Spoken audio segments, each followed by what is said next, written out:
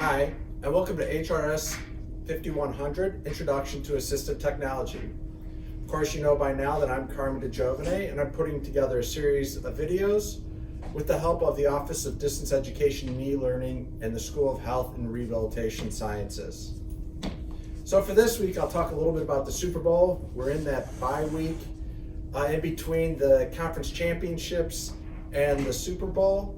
Of course, we're all rooting for the Kansas City Chiefs, or I assume we're all rooting for the Kansas City Chiefs. They're playing the Tampa Bay Buccaneers on the Super Bowl.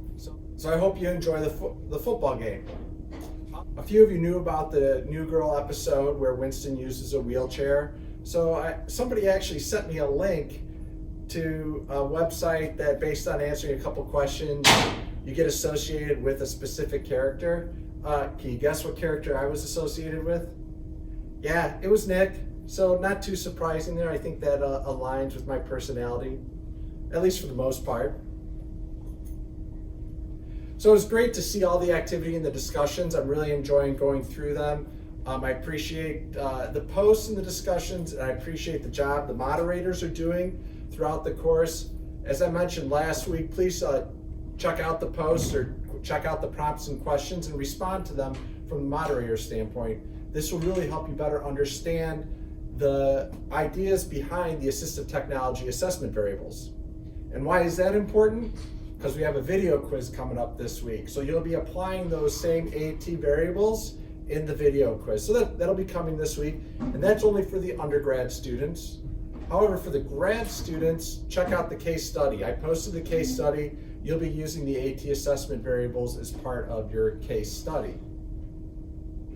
The case study, just as a reminder, is only for grad students, and that's not due this week, that's due next week in week 5. So now we're done with the foundational material, and we're going to move on to the technology in particular. And this week we're talking about user inputs. To wrap up this video, I thought I'd tell you about some interesting information that I found out this week. First off is I posted information about the Accessible Prosthetics Initiative. That was started by a student that graduated from Ohio State University, Dylan Beam. He's now at the University of Pittsburgh. But the group is still going along and are looking for new members. So check out the post that I put into the discussion. And if you're interested, reach out to Mohammed Khan. Mohammed is actually in the Assistive and Rehabilitative Technology Certificate Program. I also found out about some cool technology that I think you might find interesting. First off is I'll post a link to an article in Paraplegia News that is by Rory Cooper and Brad DiCiano. The article is on autonomous vehicles, so I think you might find that interesting. I'll also put in a link to a podcast that I listen to. Yes, you're finding out I enjoy podcasts. This is from the Talk Rehab podcast series, and it's a podcast where Bill Nolting interviews Emma Smith.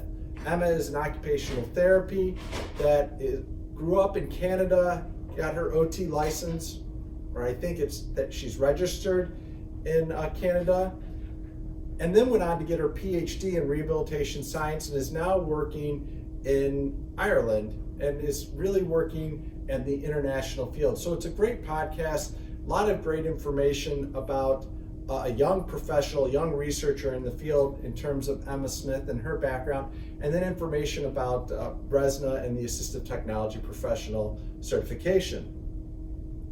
The last technology I'd like to talk about, or the last tidbit, the interesting tidbit that I'd like to talk about is eye control. I'll provide a link to that. It's essentially glasses, or a type of glass that tracks the eye and the eye movement, which I thought was important given that we're talking about user inputs this week. Of course, as always, reach out to me if you have any questions, if you're having any issues with the technology or with the setup of the course, let me know. And we can work through some of that because I want everybody in this course to be successful. And as always, have a great week.